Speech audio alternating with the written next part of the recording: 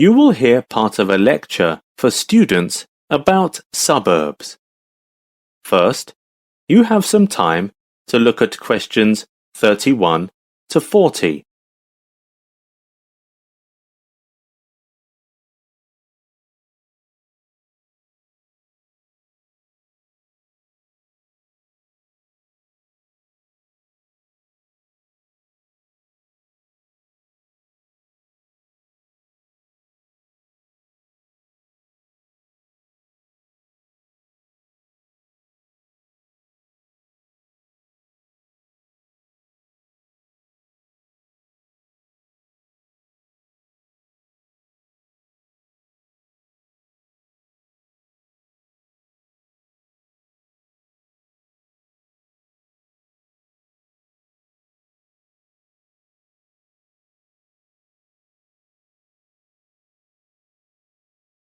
Now listen carefully and answer questions 31 to 40.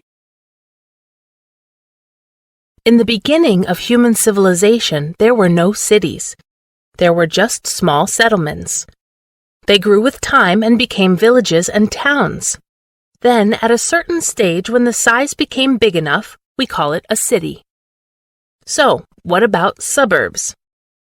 Generally speaking, a suburb is a mixed-use or residential area existing as either part of a city or as a separate residential community within commuting distance of a city. Some small towns near a big city were absorbed by the city and became its suburbs.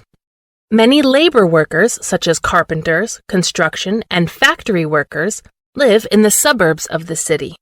They usually have a lower income than the middle class and can't afford the expensive houses or apartments in downtown area.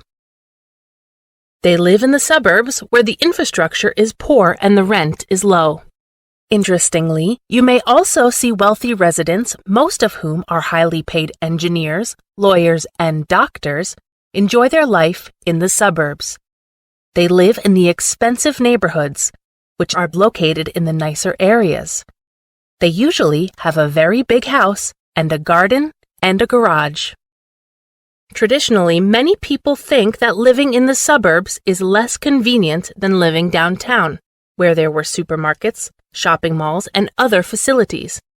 These facilities are not concentrated or even available in the suburbs.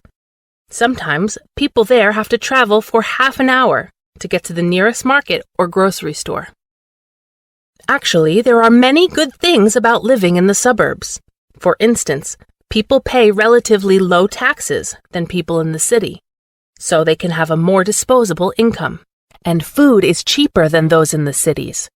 Many people have noticed that vegetables and some kinds of fruits are usually produced in the suburbs or transported to the suburbs first before they reach the city. Because of lower taxes and other beneficial policies, it's much easier to start one's own business in the suburbs. For instance, open a cafe or set up a shop. That's why we can see a lot of startups in the suburban region. It could also save a lot of money and effort. Because of the ever-increasing population, now you can see many large-scale housing areas constructed in almost all city suburbs, as there is no room for new apartment buildings or houses in the cities. Outside of many big cities such as London, there are big residential areas. Also, the roads are designed and built much later, so they are usually much wider than the roads downtown. This will provide greater mobility for suburban residents. They can travel faster from one place to another since there are fewer traffic jams, despite the growing number of automobiles on the roads. This is one of the reasons why more people are moving out of the city these years. Yet, the suburbs are also facing some troubles in its development. Many suburbs are usually occupied by houses and residential areas. As a result, there were not enough room for trade activities. Even some supermarkets and small restaurants are suffering from this. People usually have to drive a car to the nearest grocery store. This warns the urban planning department to improve their work and have the vision to think ahead of time.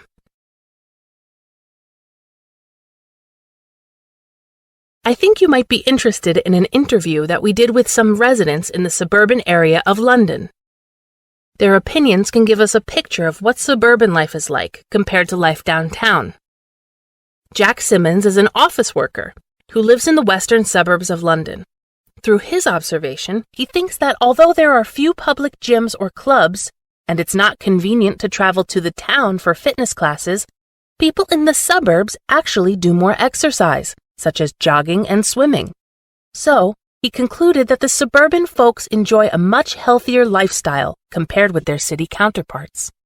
When we interviewed Ellen Simpson, a housewife who lives in the northern suburbs, she told us that living in the city center is a nightmare. She said the city center is always congested with both cars and people, and she could not stand it anymore. Though many of her friends live in the city and people are generally friendly there, she still prefers to live in suburban areas and has adjusted to living here now. We talked to an engineer named Robert Gregory, who works downtown and lives in the suburbs. In his opinion, the architectural style in the suburbs is quite the same as that in the city nowadays. Besides, people in the suburban area also pursue goals that are similar to the ones pursued by the people in the city. Also, people in the suburbs don't seem to be more satisfied with their life. Sarah Godfrey is an English teacher at a school in the city. According to her, people in cities are not necessarily less friendly than their counterparts in the suburbs, but the latter always smile. They go to the parks and have gatherings more often. These activities are important in improving life quality and the level of happiness. That is the end of section 4. You now have half a minute to check your answers.